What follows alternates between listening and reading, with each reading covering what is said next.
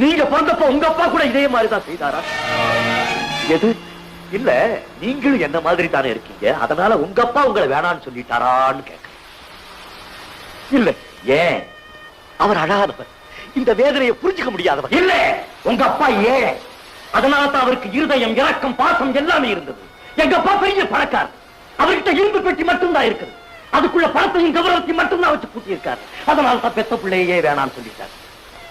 கண்ணா, அப்பா, என் விகாரத்துக்கு காரணமே நீங்க தாங்கிறத மறந்துட்டு என்ன வெறுத்து ஒதுக்கி அனாதையா அறையும்படியா செஞ்சுட்டீங்களே. இதை விட நான் பிறந்தப்பவே என்ன கொண்டு இருக்கலாம்.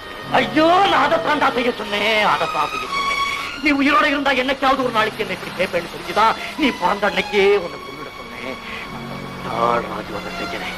நீ உயிரோட இருக்கிற விஷயம் சமீபத்தில் தான் எனக்கு தெரியும். இல்லைன்னா நீங்களே ஒரு வழியா என்னை எப்படியாவது கொண்டு இல்ல